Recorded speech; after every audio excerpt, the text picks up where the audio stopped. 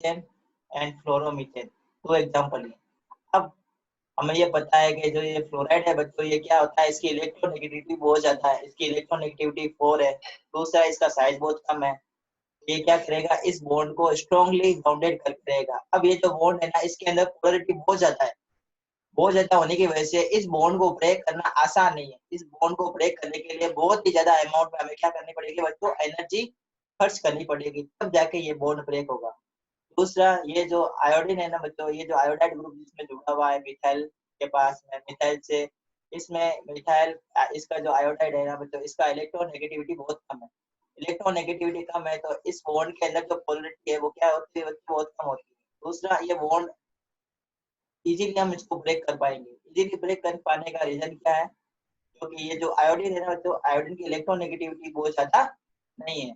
तो बहुत ज्यादा इलेक्ट्रोनेगेटिविटी नहीं होने की वजह से इसके अंदर कोवलेंट कैरेक्टर आता है, तो कोवलेंट बॉन्ड को ब्रेक करना आसान होता है as compare to highly ionic molecule. ये हाईली आयोनिक हो गया, और ये क्या हो गया बच्चों, पार्शली आयोनिक कंपाउंड हो गया। और एक और हम एग्जांपल क्या बता सकते हैं बच्चों, ये जैसे ये कार्बन है और ये अ, अ, ये जो कार्बन और ये जो फ्लोरीन है, इसके बीच में जो ये बॉन्ड लेंथ है बच्चों, क्योंकि ये फ्लोरीन बहुत छोटा एटम है। फ्लोरीन का जो एटम होता है वो बहुत छोटा होता है, और ये कार्बन है, तो कार्बन और फ्लोरीन के बीच का जो बॉन्ड होगा ना, बॉन्ड लेंथ, वो क्या हो गया बच्चों, वो बहुत शॉर्ट हो गई। और शॉर्ट बॉन्ड लेंथ को ब्रेक करना बहुत ज्यादा मुश्किल होता है। इसी टाइप से ये कार्बन लिया और ये मैंने दूसरा बना दिया। ये मैंने दूसरा जो बनाया है, क्या बनाया है बच्चों, ये आयोडीन का एटम बनाया है। ये तो मैंने बनाया है फ्लोरीन का, ये मैंने बनाया कार्बन के लिए, ये कार्बन के लिए है, और ये किसके लिए बच्चों, ये आयोडीन के लिए। अब देखो बच्चों, इसमें इसमें ये बॉन्ड लेंथ है, ये वाली बॉन्ड लेंथ, ये इसकी बॉन्ड लेंथ है। अब इसकी बॉन्ड लेंथ बनाते हैं, इसकी बॉन्ड लेंथ है ये इसकी बॉन्ड लेंथ मतलब आयोडोमीथेन के अंदर कार्बन और आयोडीन के बीच में जो बॉन्ड लेंथ है बच्चों, वो बड़ी है।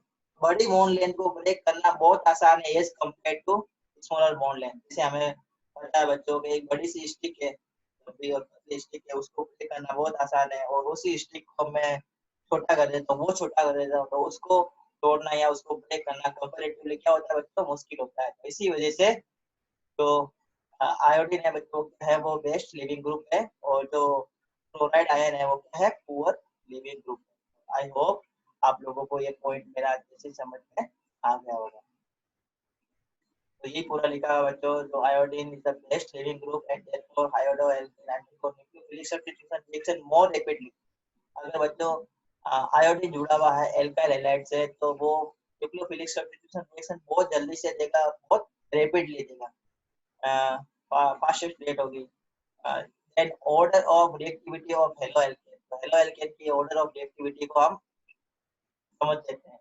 तो बच्चों इसमें दिया हुआ जो क्लोरोमीथेन है, तो ब्रोमोमीथेन एंड आयोडोमीथेन, इसके बीच में जो बॉन्ड के अंदर जो डाइपोल मोमेंट जनरेट होता है, तो dipole moment in chloromethane is given 1.860 divide, and in bromomethane it is given 1.830 divide, and in iodomethane it is given only 1.636 divide।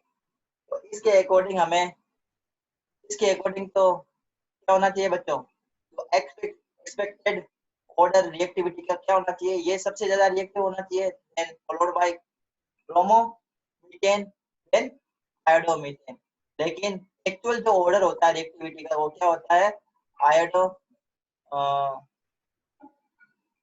Iodo alkene is most reactive as compared to bromo alkane, and followed by chloroalkane, and the least active is chloroalkane।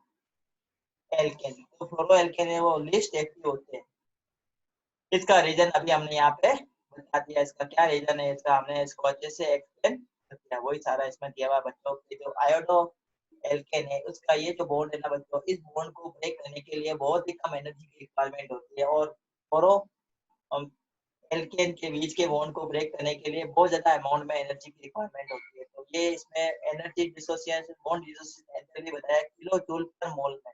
मतलब एक मोल अगर हम molecule ले लें, कितना, 1 mole of molecule, कौन सा, इसमें कार्बन और क्लोरीन के बीच में एक बॉन्ड बनता है। तो एक ऐसा मॉलिक्यूल ले लिया, सपोज हमने क्लोरोमीथेन ले लिया, क्लोरोमीथेन ले लिया, ब्रोमोमीथेन लिया और आयोडोमीथेन ले लिया। 3 टाइप के हमने क्या ले लिया, ऑर्गेनिक कंपाउंड ले लिया। तीनों की क्वांटिटी हमने ले ली 1 1 मोल, 1 मोल ये लिया, 1 मोल ये लिया और 1 मोल ये लिया। और तीनों कंपाउंड में बॉन्ड को ब्रेक करने के लिए जितनी ज्यादा एनर्जी की रिक्वायरमेंट होगी, वो जितनी ज्यादा एनर्जी की रिक्वायरमेंट होती है, उसकी बॉन्ड डिसोसिएशन एनर्जी भी उतनी ज्यादा होगी। इसका मतलब इस बॉन्ड को ब्रेक करने के लिए इतनी ज्यादा एनर्जी की रिक्वायरमेंट है, 326.4। जबकि आयोडो एल्केन में कार्बन और आयोडीन के बीच के बॉन्ड को ब्रेक करने के लिए सिर्फ 213.4 किलो जूल पर मोल एनर्जी की रिक्वायरमेंट है। तो जिस बॉन्ड को ब्रेक करने में कम एनर्जी की रिक्वायरमेंट होगी, वो गुड लिविंग ग्रुप होगा, वो बेस्ट लिविंग ग्रुप होगा as compare to another group. तो ये बात आप लोगों को समझ में आ गई होगी। Therefore, the carbon iodine bond can easily be cleavage, while carbon and chlorine bond is cleavage with difficulty। क्योंकि यहाँ पे बॉन्ड डिसोसिएशन एनर्जी ज्यादा है बच्चों, साफ साफ पता चलता है। इसकी बॉन्ड डिसोसिएशन एनर्जी ज्यादा होगी, मतलब इसको ज्यादा एनर्जी देनी पड़ेगी इस बॉन्ड को ब्रेक करने के लिए। इसकी बॉन्ड डिसोसिएशन एनर्जी बहुत कम है, तो इसको बहुत कम एनर्जी में इसको क्लीवेज करवा सकते हैं, इसको बॉन्ड को ब्रेक करवा सकते हैं। Therefore, the इसमें ये जो क्लोरीन बॉन्ड है वो क्या होगा, लीस्ट एक्टिव होगा, और ये क्या होगा, highly. Then reactions of haloalkane, haloalkane की जब रिएक्शन होगी, न्यूक्लियोफिलिक सब्स्टिट्यूशन रिएक्शन जब वो शो करेंगे, तो कौन सा हम रिएजेंट लेंगे। रिएजेंट क्या होता है बच्चों, अभी मैं बता देता हूँ। किसी भी केमिकल रिएक्शंस के अंदर दो चीजें होती है, एक होती है रिएजेंट और एक होता है सब्स्टिट्यूट। आपस में रिएक्ट करेंगे तो क्या बनेगा, प्रोडक्ट।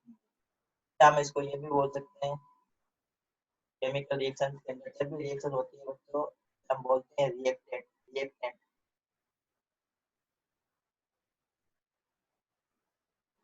बोलते हैं बच्चों, रिएक्टेंट। रिएक्टेंट आपस में क्या करेंगे बच्चों, रिएक्ट करेंगे, और रिएक्टेंट आपस में रिएक्ट करके क्या बना देंगे बच्चों, प्रोडक्ट बना देंगे। क्या बना देंगे, वो प्रोडक्ट बनाएंगे। ये केमिकल रिएक्शन के अंदर ये दो इंपॉर्टेंट चीजें हैं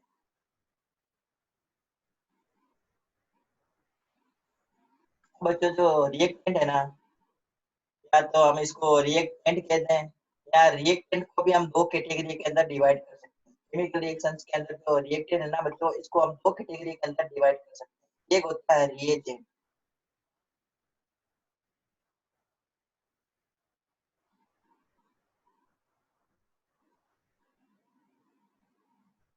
रिएजेंट और दूसरा होता है बच्चों सबस्ट्रेट।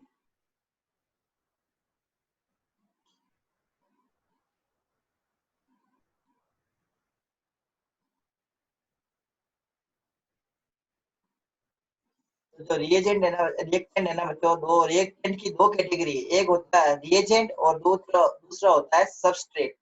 तो रिएजेंट क्या है बच्चों और सबस्ट्रेट क्या है, मैं इस न्यूक्लियोफिलिक सब्स्टिट्यूशन रिएक्शन का एग्जांपल देके मैं बता देता हूँ। जैसे हमारे पास में हम रिएक्शंस करवा रहे हैं CH3,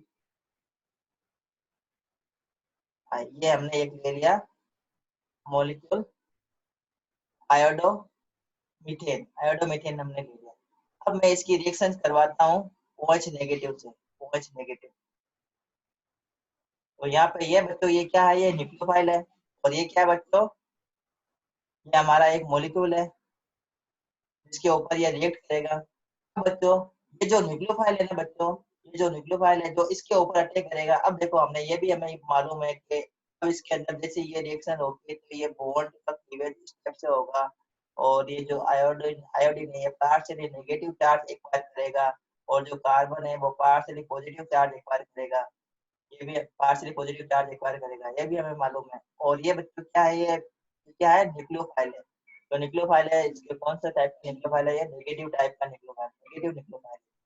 अब ये क्या होगा, तो न्यूक्लियोफाइल है वो किसके ऊपर अटैक करेगा, इस कार्बन के ऊपर अटैक करेगा, क्योंकि ये कार्बन क्या है बच्चों, इसके ऊपर पार्शियली पॉजिटिव चार्ज है, तो पार्शियली पॉजिटिव चार्ज के ऊपर ये न्यूक्लियोफाइल अटैक करेगा। अब बच्चों रिएजेंट क्या होता है, तो रिएजेंट एक ऐसी स्पीशीज होती है जो किसी मॉलिक्यूल के ऊपर अटैक करती है। What is reagent? Reagent are those type of species which attack on the molecule. इसको हम क्या बोलते हैं बच्चों? रिएजेंट बोलते हैं। क्या बोलते हैं बच्चों? रिएजेंट। इस न्यूक्लियोफिलिक सब्स्टिट्यूशन रिएक्शन के अंदर जो न्यूक्लियोफाइल्स होते हैं बच्चों, इस न्यूक्लियोफिलिक रिएक्शन के अंदर जो हम न्यूक्लियोफाइल्स पढ़ेंगे, उस न्यूक्लियोफाइल सारे क्या होंगे बच्चों? न्यूक्लियोफाइल्स सारे क्या होंगे बच्चों? सारे के सारे वो रिएजेंट है। सारे वो क्या है? रिएजेंट है। और जिसके ऊपर अटैक होगा, जिसके ऊपर अटैक, इसका मतलब हम रिएक्शन इसकी न्यूक्लियोफाइल की रिएक्शन किससे करवाएंगे? एल्काइल हैलाइड से तो करवाएंगे। तो यहाँ पे जो एल्काइल हैलाइड का मॉलिक्यूल है ना बच्चों, वो क्या है? सबस्ट्रेट है। अब सबस्ट्रेट क्या होते हैं? सबस्ट्रेट एक ऐसा मॉलिक्यूल होता है जिसके ऊपर अटैक होता है। सबस्ट्रेट क्या है? एक ऐसा मॉलिक्यूल है। सबस्ट्रेट एक ऐसा मॉलिक्यूल होता है जिसके ऊपर अटैक होता है। और न्यूक्लियोफाइल क्या होते हैं बच्चों? रिएजेंट, सॉरी, रिएजेंट क्या होते हैं? रिएजेंट एक स्पीशीज, ऐसी स्पीशीज होती है जो सबस्ट्रेट के ऊपर अटैक करती है। तो रिएजेंट आर अटैकिंग स्पीशीज, हम ऐसे इसको समझ सकते हैं। Reagent are attacking species while substrate are those species on which reagent attack. तो ये बात आप लोगों को अब समझ में आ गई होगी। तो केमिकल रिएक्शंस में हम इसको रिएक्टेंट बोलते हैं। दोनों को मिला के हम क्या बोलते हैं बच्चों? रिएक्टेंट्स बोलते हैं। रिएक्टेंट आपस में रिएक्ट करेंगे, मतलब रिएजेंट और सबस्ट्रेट ये दोनों क्या करेंगे? आपस में इंटरेक्ट करेंगे, और इंटरेक्ट करके क्या बना लेंगे? प्रोडक्ट का फॉर्मेशन कर लेंगे। तो ये बात आप लोगों को अच्छे से समझ में आ गई होगी। तो जो रिएक्टेंट होते हैं बच्चों, यहाँ तो हम इसको रिएक्टेंट बोलते हैं। अगर हम इसको रिएक्टेंट नहीं बोलते हैं तो इसको हम अलग अलग भी बोल सकते हैं। क्या क्या बोल सकते हैं? इसको रिएजेंट बोल सकते हैं, सबस्ट्रेट बोल सकते हैं। रिएजेंट क्या होते हैं बच्चों? एक ऐसी स्पीशीज है जो क्या करती है? अटैक करती है। तो हमारे इस पॉइंट, हमारे इस टॉपिक के अंदर जो न्यूक्लियोफिलिक सब्स्टिट्यूशन हम पढ़ रहे हैं, इसके अंदर जो रिएजेंट है बच्चों, वो क्या है? सारे न्यूक्लियोफाइल्स है। वो क्या करते हैं? अटैकिंग स्पीशीज होती है। तो किसके ऊपर अटैक करेगा? एल्काइल हैलाइड के ऊपर अटैक करेगा। और जितने भी एल्काइल हैलाइड हम इस रिएक्शन में पढ़ेंगे, वो सारे के सारे क्या होंगे बच्चों? वो सबस्ट्रेट होंगे। सारे के सारे क्या होंगे? वो सबस्ट्रेट होंगे। जितने भी एल्काइल हैलाइड हम न्यूक्लियोफिलिक सब्स्टिट्यूशन रिएक्शन के अंदर पढ़ने वाले हैं, वो सारे के सारे क्या बच्चों? सबस्ट्रेट है। सारे के सारे क्या? वो सबस्ट्रेट ही है। तो ये बात आप लोगों को अच्छे से समझ में आ गई होगी। अब कौन कौन से न्यूक्लियोफाइल है? अभी हमने बताया था कि जो न्यूक्लियोफाइल होते हैं ना बच्चों, वो रिएजेंट होते हैं।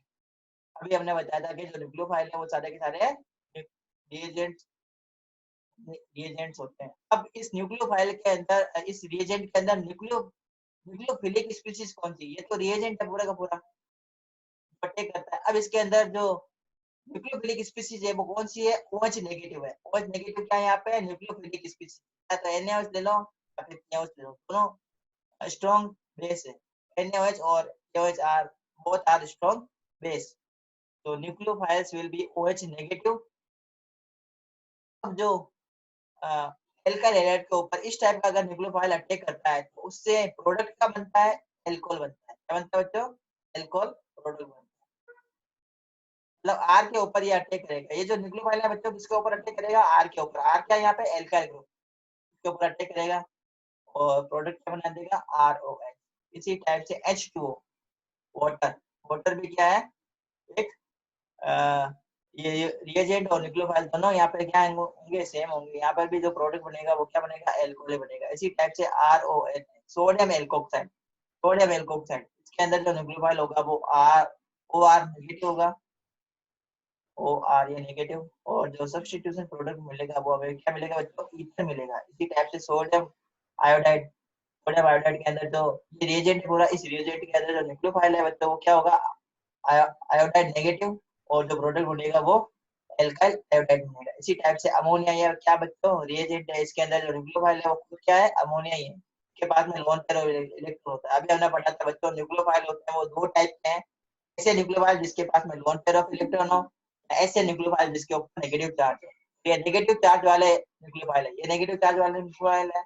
ये वाटर जो है वो लोन पेयर वाला न्यूक्लियोफाइल है, जिसके पास में लोन पेयर होता है, नेगेटिव चार्ज नहीं होता है। इसी टाइप से ये सोडियम एल्कोक्साइड, ये OR नेगेटिव है। OR नेगेटिव के पास में जो नेगेटिव चार्ज होता है, इसके पास में लोन पेयर नहीं है। इसी टाइप से आयोडाइड है, इसके पास में नेगेटिव चार्ज है, लोन पेयर नहीं है। अमोनिया के पास में लोन पेयर ऑफ इलेक्ट्रॉन है, नेगेटिव चार्ज। तो सब्स्टिट्यूशन जो प्रोडक्ट बनेगा वो क्या बनेगा बच्चों? प्राइमरी एमीन बनेगी। इसी टाइप से अगर हम प्राइमरी एमीन ले रिएजेंट में, तो प्राइमरी एमीन के अंदर जो RNH2 खुद है वो क्या है, न्यूक्लियोफाइल की तरह भी काम न्यूक्लियोफाइल की तरह काम करेगा और प्रोडक्ट क्या बनाएगा बच्चों, सेकेंडरी एमीन बनाएगा। सेकेंडरी एमीन भी न्यूक्लियोफाइल की तरह काम करेगा और प्रोडक्ट बनाएगा वो क्या बनाएगा बच्चों, टर्सरी एमाइन बनाएगा। ये टर्सरी एमाइन का एग्जांपल है, टर्सरी एमाइन। अभी इसको हम सारा डिटेल में पढ़ने वाले हैं। इसी टाइप से KCl, potassium cyanide. Potassium cyanide के अंदर जो न्यूक्लियोफाइल है बच्चों वो Cn नेगेटिव है। तो Cn नेगेटिव है तो जो प्रोडक्ट मिलने वाला है हमारे पास में वो क्या होगा, RCl। इसको हम क्या बोलते हैं, एल्काइल नाइट्राइल। क्या बोलते हैं, एल्काइल नाइट्राइल। या इसको क्या बोल सकते हैं, एल्काइल साइनाइड। क्या बोल सकते हैं इसको, एल्काइल साइनाइड भी हम बोलते हैं इसको। इसी टाइप से AgCN, सिल्वर साइनाइड। AgCN मतलब सिल्वर साइनाइड। इसके अंदर जो न्यूक्लियोफाइल है वो Cn, AgCN खुद है और जो प्रोडक्ट बनेगा वो RNC बनेगा, आइसोसाइनाइड बनेगा। RNC का मतलब है एल्काइल आइसोसाइनाइड, एल्काइल आइसोसाइनाइड। इसी टाइप से KNO2, पोटेशियम पोटेशियम नाइट्राइड। इसके अंदर जो न्यूक्लियोफाइल है वो ONO। इसके अंदर जो O है वो क्या होगा बच्चों, ये न्यूक्लियोफाइल की तरह काम ये पूरा जो स्पीशीज है न्यूक्लियोफाइल की तरह काम करेगी। अटैकिंग स्पीशीज क्या होगी, ऑक्सीजन से अटैक करेगा, ऑक्सीजन से जुड़ेगा और जो प्रोडक्ट बनेगा वो क्या बनेगा, एल्काइल नाइट्राइल बनेगा। इसी टाइप से AgNO2, इसके अंदर ये न्यूक्लियोफाइल है और जो प्रोडक्ट बनेगा वो क्या बनेगा, नाइट्रो एल्काइल बनेगा। इसी टाइप से RCOOH, प्रोडक्ट बनेगा एस्टर। इसी टाइप से ये कंपाउंड दे रखा है इसमें, ये टोटल बनेगा थायोएल्कोहल। इसी तरह से सोडियम एजाइड दिया हुआ है, टोटल बनेगा azide. Lithium aluminium hydride, lithium aluminium hydride के अंदर जो न्यूक्लियोफाइल है वो H नेगेटिव है बच्चों। क्या बनेगी, एल्केन बनेगी, एल्केन हाइड्रोकार्बन बन जाएगा। और इसी तरह से R नेगेटिव और M पॉजिटिव। इसके अंदर R नेगेटिव जो होते हैं बच्चों, R नेगेटिव ये न्यूक्लियोफाइल है और क्या बना देंगे, एल्केन बना देंगे। तो ये लिस्ट हमें याद रखनी है, इंपॉर्टेंट लिस्ट है और सबका लेक्चर भी पढ़ने वाले हैं। तो सबसे पहले जो टाइप की हम केमिकल रिएक्शंस पढ़ रहे हैं वो पढ़ रहे हैं सब्स्टिट्यूशन बाय हाइड्रोक्सिल ग्रुप। तो हाइड्रोक्सिल ग्रुप जब न्यूक्लियोफाइल की तरह का रिएक्ट करेगा और हेलो एल्केन के ऊपर ये रिएक्ट करेगा तो कौन सा प्रोडक्ट बनेगा। तो ये फर्स्ट टाइप की केमिकल रिएक्शन है, इंपॉर्टेंट केमिकल रिएक्शन से हम इस चैप्टर में पढ़ने वाले हैं। तो ये हेलो एल्केन को हम लिखते हैं RH से, RH इज हेलो एल्केन। इसके ऊपर रिएक्ट करेगा KOH, एक्वस।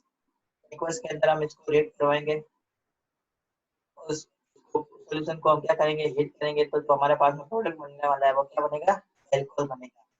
और x is a by product बाहर निकलेगा। तो हम इसको एग्जांपल में इस टाइप से इसको समझ सकते हैं। ब्रोमो एथेन लिया, ब्रोमो एथेन के रिएक्शन हम करवाते हैं एक्वस के और बॉईल करते हैं सॉल्यूशन को। तो हमारे पास में जो प्रोडक्ट मिलेगा वो क्या मिलेगा, एथेनॉल मिलता है। इसी टाइप से हम ब्रोमो इथिन लेते हैं और इसके रिएक्शन हम करवाते हैं सिल्वर ऑक्साइड से, सिल्वर ऑक्साइड AgOH, और उसको हीट करते हैं तो हमारे पास जो प्रोडक्ट मिलेगा वो क्या मिलेगा, एथेनॉल मिलेगा। ये बच्चों क्या है, सारे सब्स्टिट्यूशन रिएक्शन है। सब्स्टिट्यूशन भी कौन सी है, न्यूक्लियोफिलिक सब्स्टिट्यूशन रिएक्शन पढ़ रहे हैं बच्चों। न्यूक्लियोफिलिक सब्स्टिट्यूशन रिएक्शन पहले भी हमने बता दिया है और हम ये बता रहे हैं। न्यूक्लियोफिलिक सब्स्टिट्यूशन रिएक्शन मतलब एक ऐसी टाइप की केमिकल रिएक्शन है जिसके अंदर एक स्ट्रॉन्ग न्यूक्लियोफाइल वीक न्यूक्लियोफाइल को क्या कर देता है, डिस्प्लेस कर देता है। इसके अंदर हेलो एल्केन के अंदर ये जो एक्स है ना बच्चा, ये क्या है, लिविंग ग्रुप है, गुड लिविंग ग्रुप है। और ये OH नेगेटिव है ना, ये KOH के अंदर जो OH नेगेटिव है ये किसकी तरह काम कर रहा है, ये न्यूक्लियोफाइल की तरह काम कर रहा है। ये स्ट्रॉन्ग न्यूक्लियोफाइल है तो ये OH जो है ये X को क्या कर देगा, डिस्प्लेस कर देगा, इसको सब्स्टिट्यूट कर देगा, इसको हटा देगा और इसकी जगह क्या आ जाएगा, OH नेगेटिव, OH खुद आ जाएगा तो प्रोडक्ट बन जाएगा एल्कोहल। इसी टाइप से सब्स्टिट्यूट करवा रहे हैं हम किससे, एल्कोक्सी ग्रुप से। एल्कोक्सी ग्रुप का मतलब होता है OR, OR ग्रुप से हम इसको सब्स्टिट्यूट करवाएंगे। ये RX का मतलब क्या है बच्चों, एल्काइल हैलाइड। एल्काइल हैलाइड की रिएक्शन हम किससे करवाते हैं, सोडियम एल्कोक्साइड से करवाते हैं। तो क्या मिलता है हमें, ईथर मिलता है, ROR ईथर है। तो ये देखो, ये ब्रोमो एथेन दिया हुआ है। ब्रोमो एथेन के अंदर ये जो ब्रोमाइड है ना बच्चों, ये क्या है, गुड लिविंग ग्रुप है। और इसके अंदर सोडियम एथोक्साइड के अंदर ये जो एथोक्साइड है बच्चों, ये स्ट्रॉन्ग न्यूक्लियोफाइल है। ये वीक न्यूक्लियोफाइल है, ये स्ट्रॉन्ग न्यूक्लियोफाइल है। न्यूक्लियोफिलिक सब्स्टिट्यूशन रिएक्शन का मतलब वीक न्यूक्लियोफाइल को स्ट्रॉन्ग न्यूक्लियोफाइल क्या कर देता है, सब्स्टिट्यूट कर देता है, उसकी जगह खुद आ जाता है। तो ये गुड लिविंग ग्रुप है, इसको रिमूव किया, इसकी जगह O C2 H5 ये ऐड होता है तो जो हमारे पास में कंपाउंड मिलेगा वो डाई इथाइल ईथर मिलेगा। इसी टाइप से ये दूसरा एग्जांपल दिया हुआ है। इस रिएक्शन को बोलते हैं विलियमसन सिंथेसिस। ये बेस्ट मेथड है बनाने के लिए, क्या बनाने के लिए, ईथर बनाने के लिए बेस्ट मेथड है। तो हम ईथर वाले पॉइंट के अंदर जो चैप्टर आएगा के अंदर हम प्रिपरेशन मेथड में इसको हम अच्छे से समझेंगे। इसी टाइप से सब्स्टिट्यूशन रिएक्शन दिया हुआ है साइनो ग्रुप का। साइनो ग्रुप मतलब CN नेगेटिव ग्रुप। तो RX जो बॉन्ड है ये क्लीवेज होगा और जो CN है वो X को हटा के इसकी जगह खोदा जाएगा। तो क्या बनेगा हमारे पास में नया कंपाउंड एल्काइल साइनाइड बनेगा। ये इसके रिएक्शन दिया हुआ है। एल्काइल आयोडोमीथेन रिएक्ट करेगा KCl से, जो प्रोडक्ट मिलेगा वो इथाइल नाइट्राइल प्रोडक्ट मिला है। और AI